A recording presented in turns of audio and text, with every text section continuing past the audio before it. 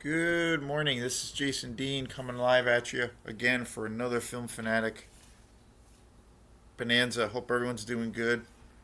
It is a Monday, beginning of a new week here. So, and again, the weather is back to being a little bit crappy. Surprise, surprise. Yesterday was pretty nice. It was kind of overcasty, but it didn't rain, and actually, the sun actually came out for a bit. So it was kind of cool for a change. I went to see my friend's band, Very Greasy. They're a really great cover band. They're actually probably my favorite, like, local cover band. They don't do any original material, but they do these really cool covers from different bands from like the 70s and 80s. And they do a lot of reggae tunes, but really cool band. And I saw them play. They were playing yesterday at Primo in uh, in Owl's Head or Rockland, which is such a great spot. I really love that place. I've gotten a chance, been fortunate to play lots of gigs there this past year and the year before, and still have some gigs coming up there. So it was cool to go there and just hang out and chill out and actually see a band. I've never done that before, and it was great. It was super fun. There it was a blast. And as far as the other things I always like to talk about during this show or these shows is I always try to tie in some music updates, particularly around my band Quantum. So, and things that are kind of happening with that band or, new events that are coming up. So, next, actually, not this week, but the week after, we will be playing, and I believe it's the 21st of July. It's hard to believe. It's ridiculous how fast time goes. But the 21st, Quantum will be playing a our first show at Sophia, which is a super cool bar that opened in Belfast, Maine, probably about a year ago. It's a tiny little shoebox of a bar, but it's super cool. It has this vibe to it where you feel like it's something that you would go to like in Brooklyn, New York or something. Kind of a hipster bar, but super cool though. And although I do not uh, claim to be a hipster, nor do I um, align myself up with hipster ideals, I it's kind of considered that. That's, but it's super cool. It's a tiny little bar. When I first discovered that place, and it's right in town, right in Belfast. When I first discovered it, I thought, wow, this is really cool. I had gone out there. I had gone there with a couple of friends for some drinks, and just thought it was a super cool place, a cool vibe. The owner is very much into music. He's a DJ, Luke, and he I don't know. It's just got a cool vibe to it, cool aesthetic. They play movies in the background, um, and then a few months after that, I saw that they're they were going to have music there, and I was like, wow, how are they going to do that? My first impression when I went into this bar was like, it's a really cool place to hang out, have a drink, and they have certain nights where they do food, but my first feeling was that this place is way too small to have music. But then months later, I saw that there was a band playing in there, and I was like, wow. And I was so curious how that would happen. And I think it was in February or March. And there's a local band that's very good called the Becca Biggs Band, and they played in there, and they're a full piece rock band. I believe 5 people in that band, and they're pretty loud and pretty rocking. And I was like, wow, how the heck are they going to pull this off? So I went there. I like that band, and I've seen them play a few times, but I was going there mostly out of just sheer curiosity, like on how they could pull something like that off in this tiny little space. And I went to it, and I was blown away by how it all worked. It was great. It was, very intimate, and there was a ton of people there. She's got a pretty big name as far as especially locally, because she's based in Belfast. But there were a ton of people there. It was on a Saturday night. It was the middle of winter. It was freezing cold. It was actually snowing that night too. But there was a ton of people there, and it worked out. And they have a nice house PA system. So I started brainstorming, like, wow, maybe I can, maybe something will work. Maybe I could inquire about putting a show together here.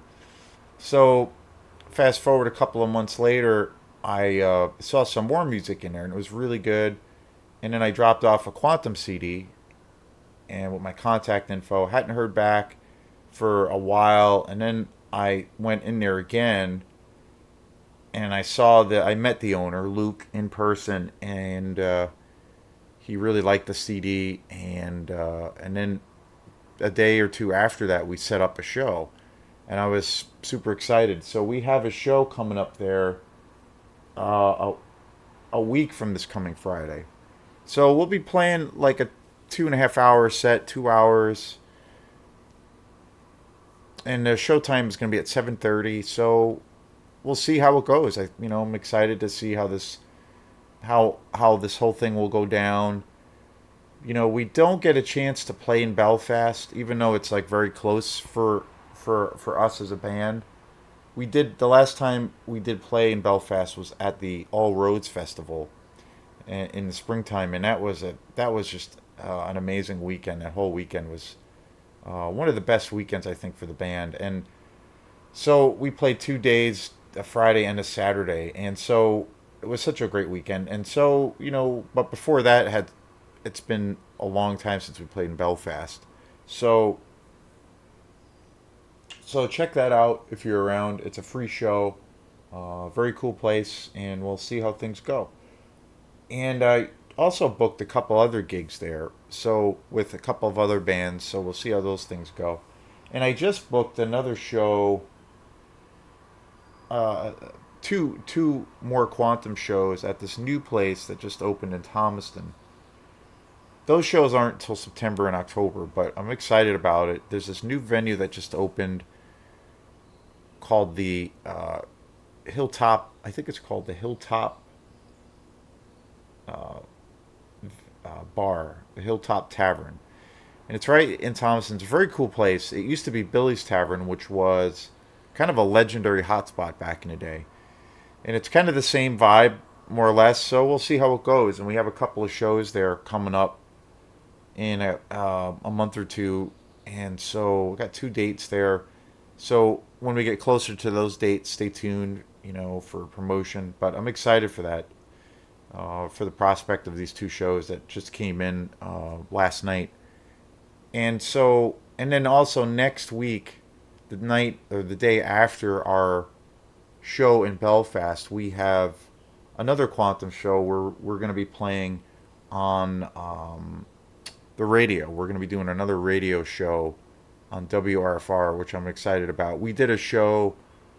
My friend Spencer Roulard has this electronica music show, and we did a show there probably about a month ago.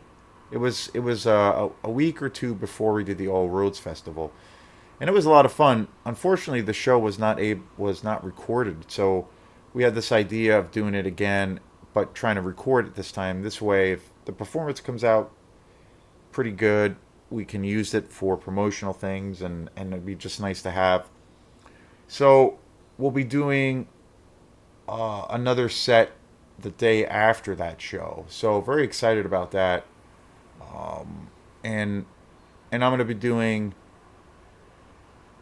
promotion for that next week, but I'm going to mostly focus on getting promotion done for this show at Sophia. So very excited about that.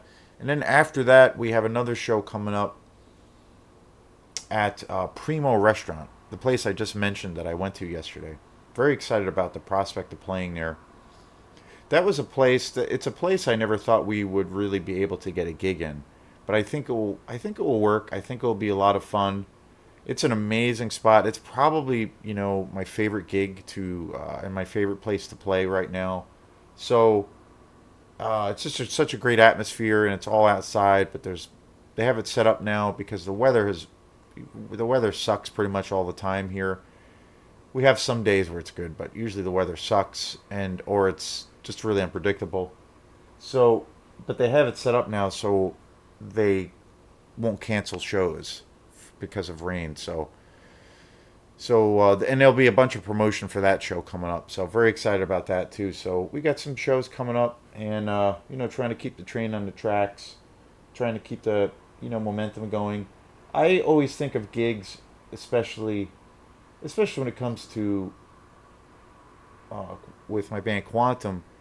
I kind of look at it as this like kind of funny gym scenario. It's like, you're, if you want to like develop, uh, you know, certain muscles in your body, or you want to like get in good shape, you have to like, you know, you have to constantly work at it and develop it and try new things along the way.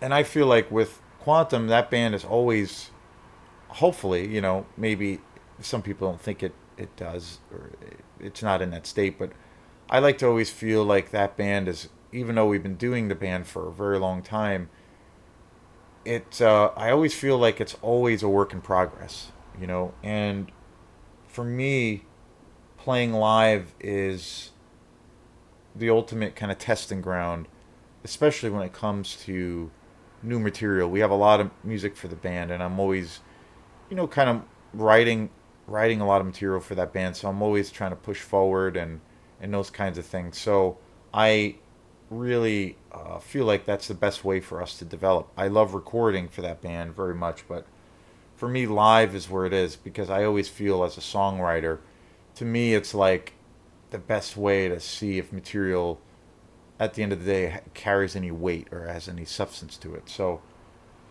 yeah, very excited about that. And then yesterday after the show, I went to Goodwill in Rockland, a place I talked about a lot, and I bought a bunch of Blu-rays. I spent maybe 35, 40 bucks, but they had a ton of Blu-rays, and all of them are right here. So, gotta love it. Got a bunch of movies. So, today's show is about two movies, or one movie that I did watch. So, kind of excited about talking about this show. It's a massive franchise. It's something I don't always do, and I try to change up the formats for these videos and how I do things a lot. So, yeah, I'm kind of excited. So, one of the movies that I bought, um, well, I'm just gonna run through these movies real quick, but I bought the Last Jedi, the Star Wars movie, the second in the newer trilogy of movies. I also bought Jake Gyllenhaal's Nightcrawler on Blu-ray. It's a pretty badass movie. I bought a movie too that I haven't seen in years, and I always liked this movie, and I was really excited to check it out. Keanu Reeves' Constantine. I got this on Blu-ray. This has a bunch of special features on it. I was pretty excited. And then I got Star Wars Rogue One on Blu-ray, which has a bunch of special features. And I like this movie a lot in a lot of ways. I kind of had some mixed things about it, but I did like this movie. I liked it because it just had this darker, kind of grittier vibe to it. I don't know, but I'm excited to watch it. I did like it. I had some mixed things about it, but I want to see it again. I've seen it like once or twice. So, and then I'm a huge James Bond fan, especially, well, I love the old school stuff, but I really love Daniel Craig, and I really loved Skyfall, and I bought this on Blu-ray, so I was super excited. I've only seen this movie once. The only one I don't really like with Daniel Craig is the Quantum of Solace. That one is a pretty undercooked movie, I think, but all the other ones are just awesome. I love the finale, the very final movie. So he's just awesome. So I was excited. So, but the movie that I did watch last night was Star Wars: The Last Jedi, and I've actually, I'm a huge Star Wars fan, a huge Star Wars nerd. My favorite Star Wars movie of all time is Empire Strikes Back. I love the old school ones. I love A New Hope. I love Empire. Jedi is good too, but it's not as good as the other ones. But I do like that one. It's they're all iconic movies, and those movies have been talked about to death. And like billions of other people, I have a long history and a real deep connection to the whole Star Wars world.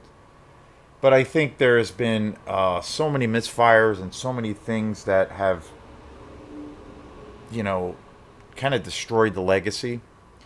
I'm not a fan of the prequels at all. I think those are just atrocities.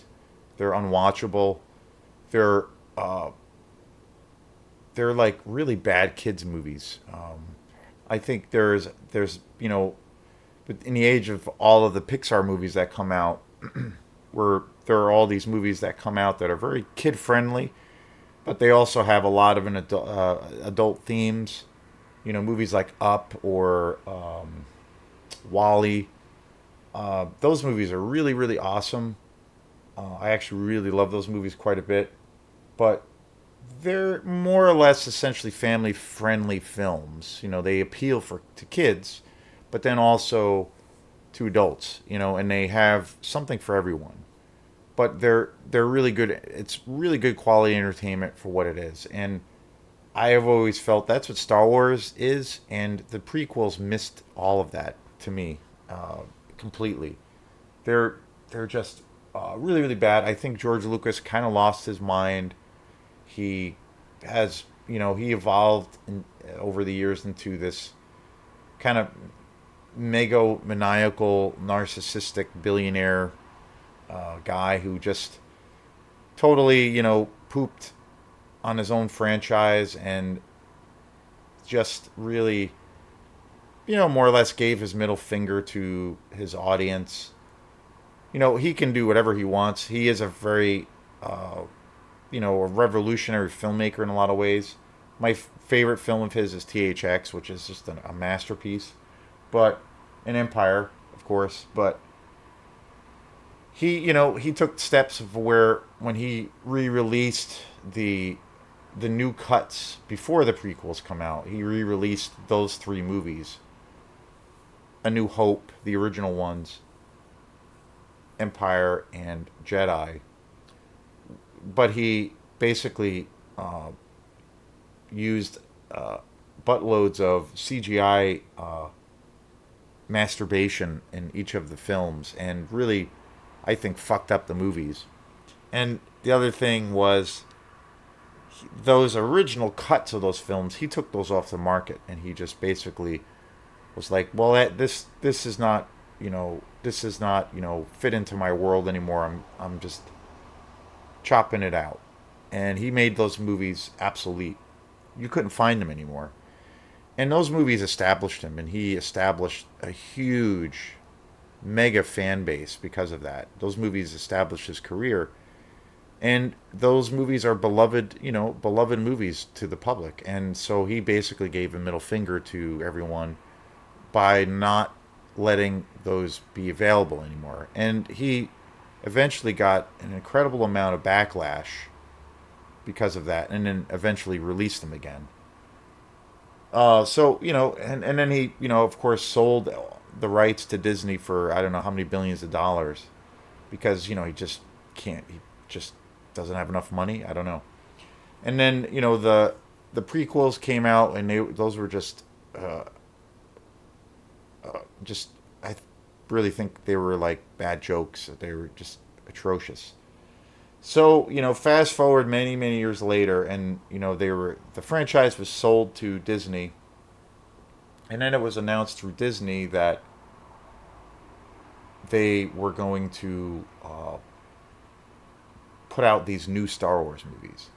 And I was really skeptical at first, but I thought, okay, maybe this will be good. I saw that J.J. Abrams was involved. I like J.J. Abrams. I think he's done some great things. Lost is pretty good. He's done a really good job, I think, with the Star Trek movies, and he's done a few other really cool movies. So I thought, okay, this could be cool.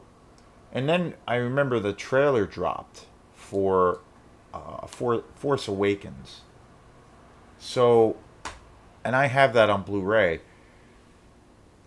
and I really my first reaction to that movie was I really loved it, and in a lot of ways it got me fired up and got me excited to be a Star Wars fan. I've always loved the first three, but with all of those crappy movies, like six movies that came out, especially the prequels, I was, really, really disenfranchised as a fan.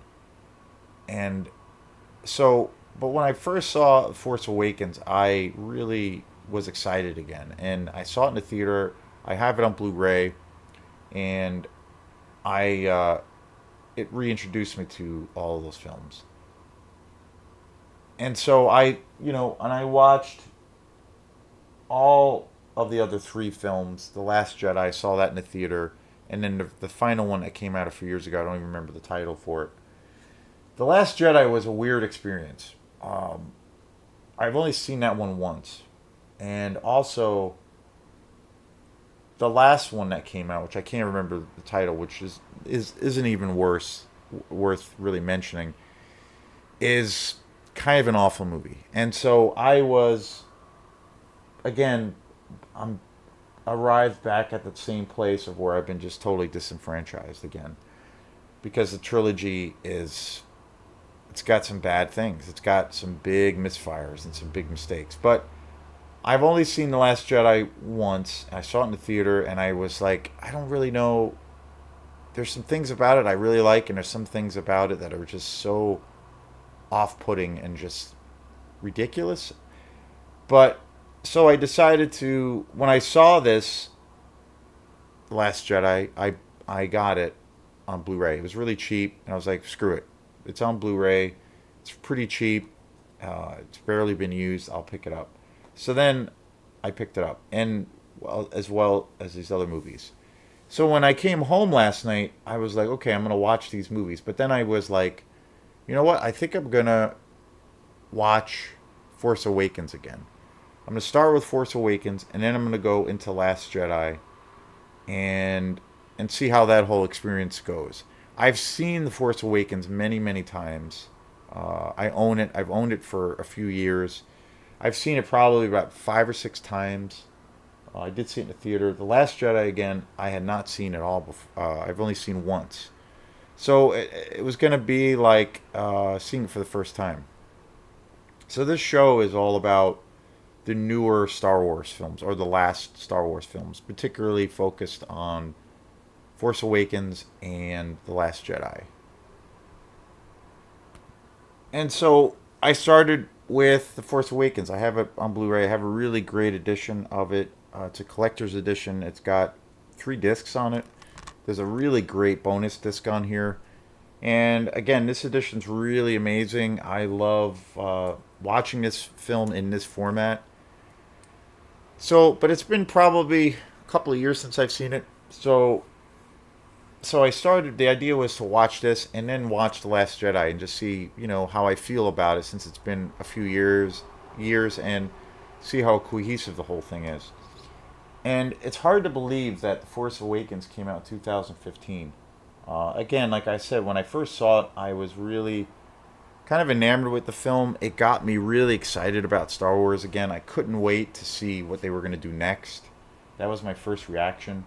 I really loved the characters. I really loved the story. I loved the effects. I thought were incredible. The direction was really great. For me, it had this great adventurous quality that all of the other films, the 6 other movies that have come out, that just totally missed all of those things.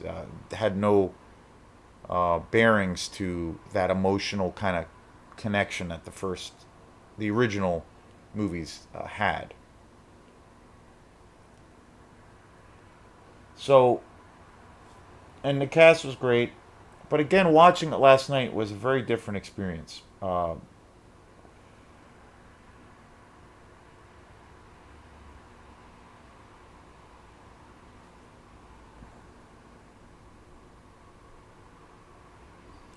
Daisy Ridley, Daisy Ridley plays Rey. Harrison Ford returns as Han Solo. John Boyega as Finn. Adam Driver as Kylo Ren, of course. Oscar Isaac as Poe. It was also the return of Carrie Fisher and also Mark Hamill as Luke Skywalker. So, my first reaction after watching this last night was honestly kind of a mixed thing. I started thinking about a lot of the criticisms around this movie. I remember when I first saw this movie, when I first saw Force Awakens, again, I was really excited by it. I really thought it was terrific in a lot of ways. But I remember going to a party after I had seen this, and one of the guys, this guy Eric, whose party, the party where he was having his party, he was a huge Star Wars fan, but he had all of these major criticisms about Force Awakens, or Force Awakens. He thought it was pretty good, but he thought it was kind of ham-handed. He felt it was literally a ripoff of A New Hope, the first Star Wars movie that was released, and he felt there was no real original things, and he felt that it was at to the point of where it was almost where it like plagiarized the first one, and that it took him. It was so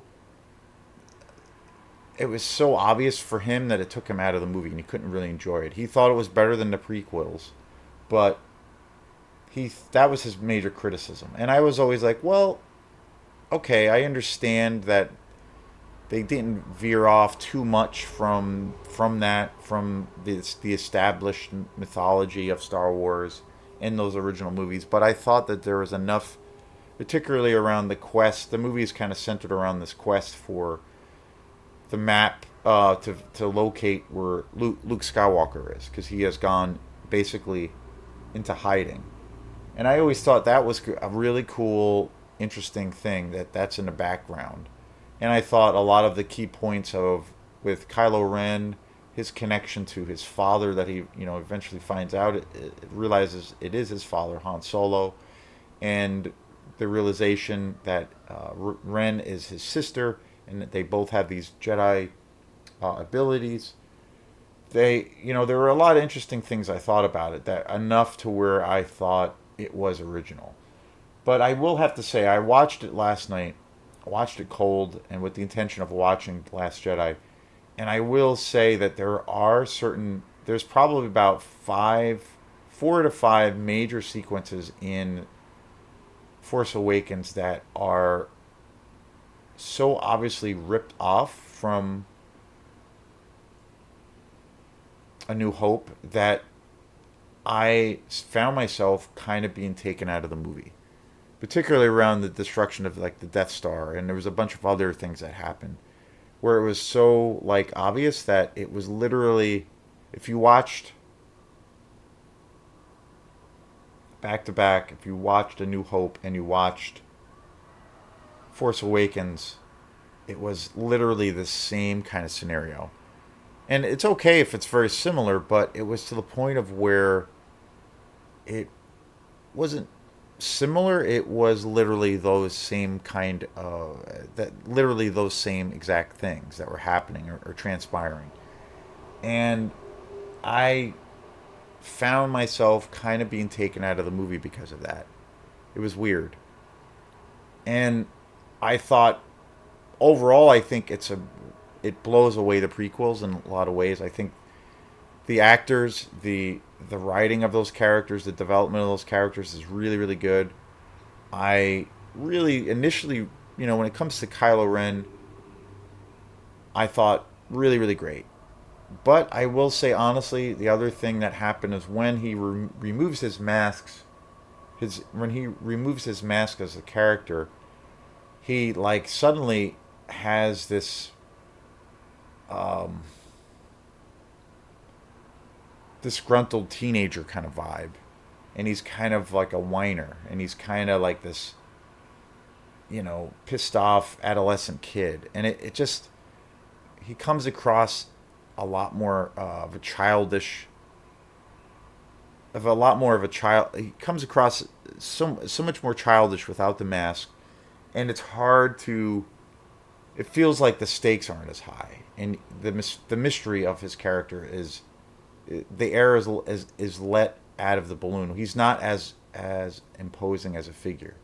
That was another criticism I had heard about that people had about Kylo Ren. They thought he was a really great character, but then the air kind of gets slowly let out of that balloon because of he kind of after the mask is gone and you see him for what he is, he's kind of this whiny teenager, and he's just kind of this, I don't know. He just when they first establish him in the movie, he's just really imposing, and the design of his character is so great, and he's really menacing.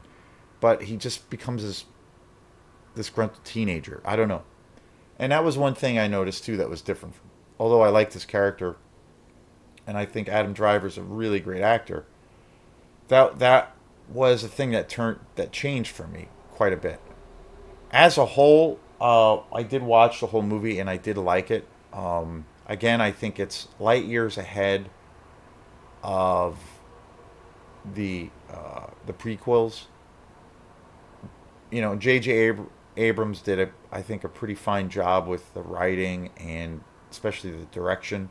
I think some of the action in the film is pretty spectacular, but again, the general plot line is so unbelievably it's such a rip off. I feel like a carbon copy of those key points of A New Hope that I do find, and when I look at it honestly, it took me out of the movie, and I found myself being like, geez, I don't know, it's so obvious, and it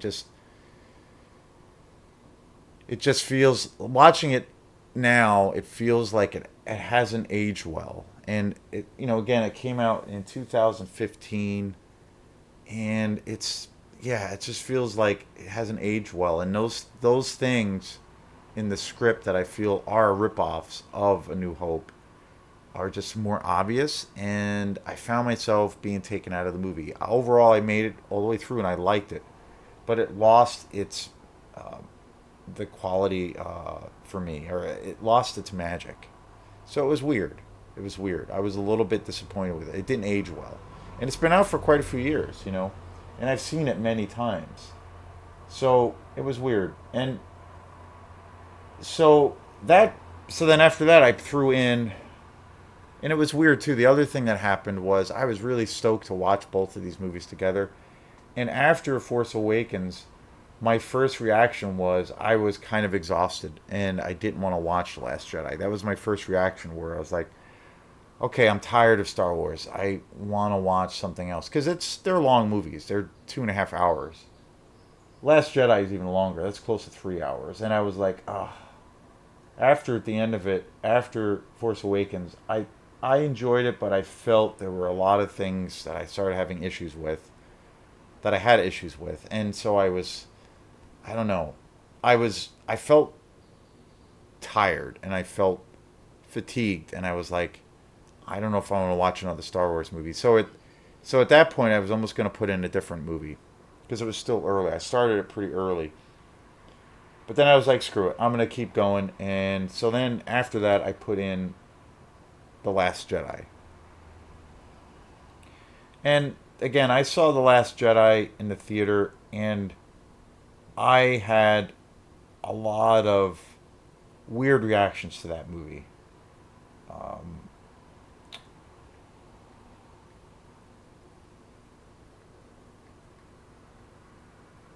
it was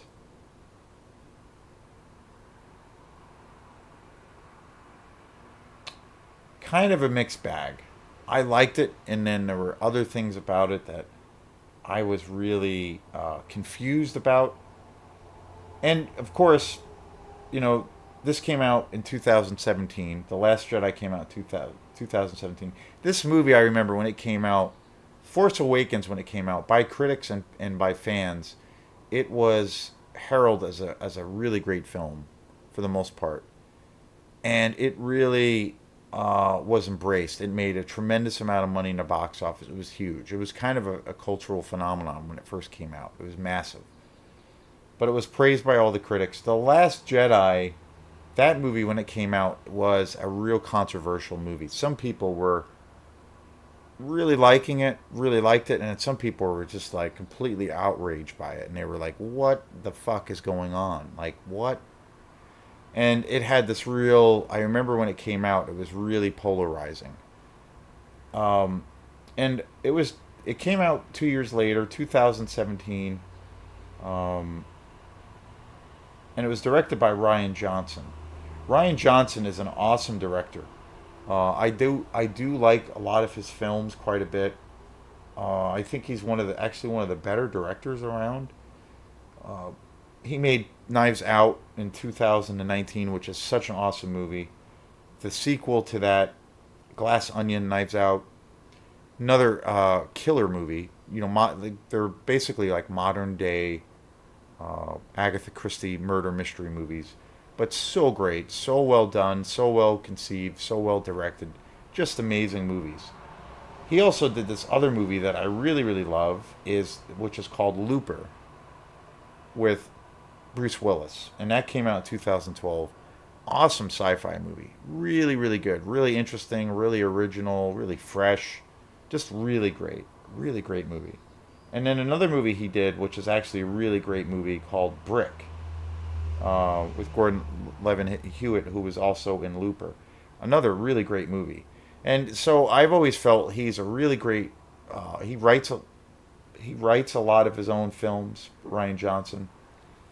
He has a real diverse track record, and he's got some generally really great films to his credit. And so, you know, and I like that he kind of takes chances. He'll do something a little bit different. He kind of messes with your expectations as a filmmaker.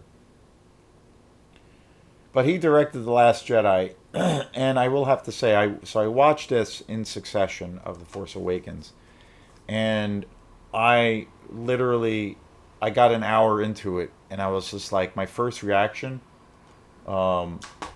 reaction to The Last Jedi was, this is trash, trash, and I couldn't watch it.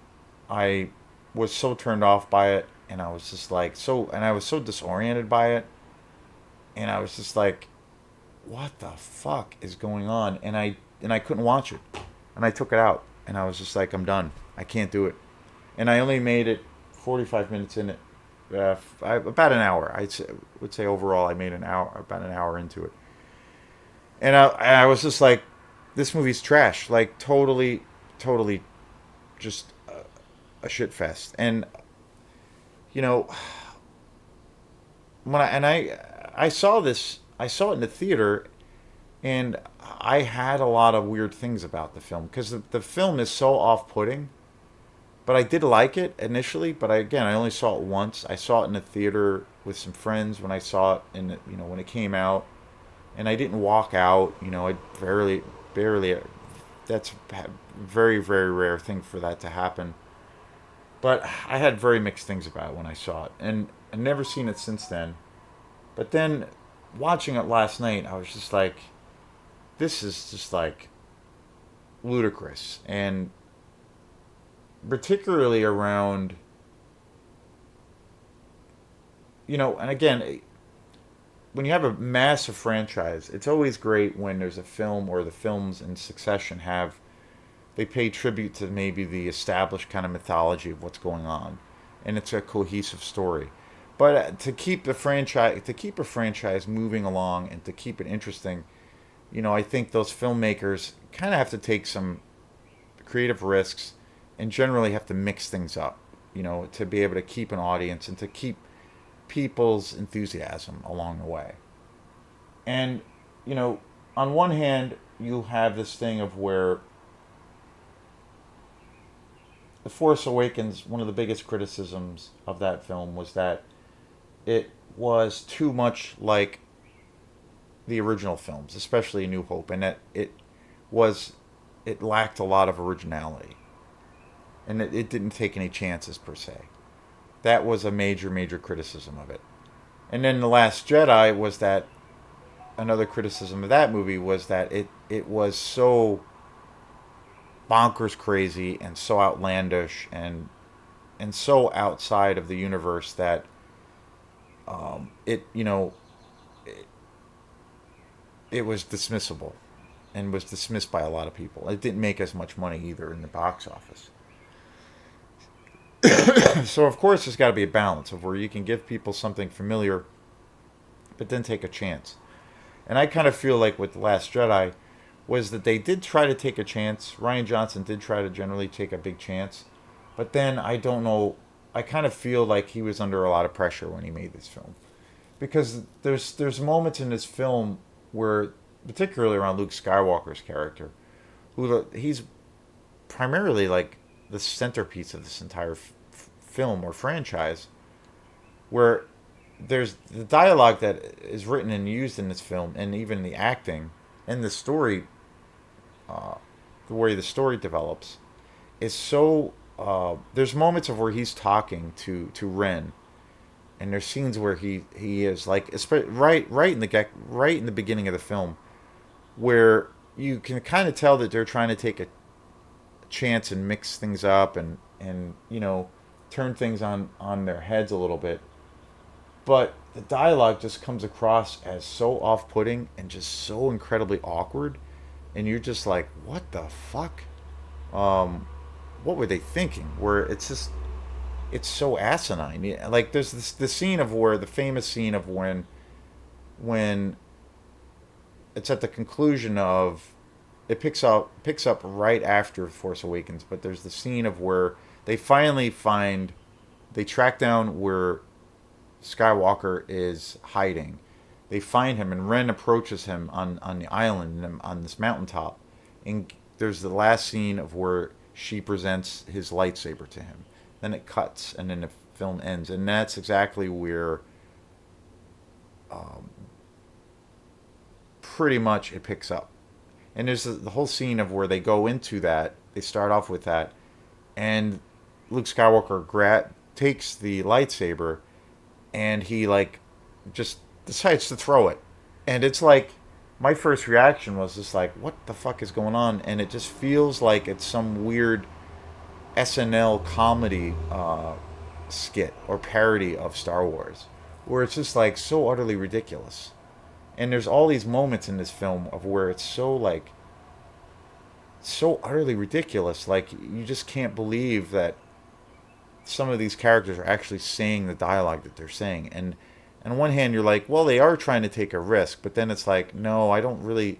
It's they were, but then the feeling that I got from watching The Last Jedi was it wasn't really Ryan Johnson's vision. I feel like he did get a lot of pressure. He took some chances, obviously, but I feel like my first reaction, because of how some of these scenes are so atrocious, is that there was immense pressure from the studio, and that there was probably 1,000 cooks in the kitchen, and that's how I feel when I saw this film. Um, and I and it's the film starts off pretty good. There's a lot of great action, but then it just totally loses its momentum, like 45 minutes into it. And there are these scenes, like I said, where there's dialogue, and there are these series of things that happen where it's so asinine and just like so horrible. And you my feeling was like, what were they thinking? Like, this is so bad and just so just terrible execution of these ideas. Granted, they're kind of taking a chance, but it just comes across as kind of cringeworthy, and everything feels so awkward and ludicrous and stupid, and I just couldn't make it. I couldn't make it through it, and it was about an hour into the movie, and my literally I took the movie out. I took out The Last Jedi out of my Blu-ray player, and I was just like, I remember saying to myself, "This movie is a piece of trash," and I was just like, done, done. So, yeah, that's just how I'm feeling about the new, well, not new now, but the last, you know, these last few Star Wars films. So, Jesus, yeah. If you haven't seen The Last Jedi, I know it's still a popular movie, even though it didn't make as much money as Force Awakens. Don't waste your time. It's really bad. And I love Ryan Johnson, but this, I can't help but feel that there was a lot of pressure. He didn't have creative control over this film. It reminds me a lot, which is a weird comparison to a degree, but it reminds me a lot of Alien 3, David Fincher's debut. And I feel like that movie has some incredible moments, and it's a movie that you should see if you're a David Fincher fan, who I think is one of the greatest directors. But he had a lot of control, pressure from the studio. You can tell that it's almost there, but then there are all these things that happen around the character development and the dialogue and the story where it goes completely off the tracks, and it's kind of terrible, even though it has some good qualities. I feel like The Last Jedi has that same feeling of where you see that there was a lot of pressure from other people, other voices, in the making of this film, and yeah, so there's like parallels between those two. It's a weird thing, but kind of a terrible movie, like literally, legitimately. I kind of feel like it's up there with the prequels. Like it's bad. It's really bad, and I was like, holy shit. I wish I didn't even buy this movie. So, but again, this is Jason Dean. So this concludes my little talk on the newer Star Wars movies, and we will see you next time. Peace.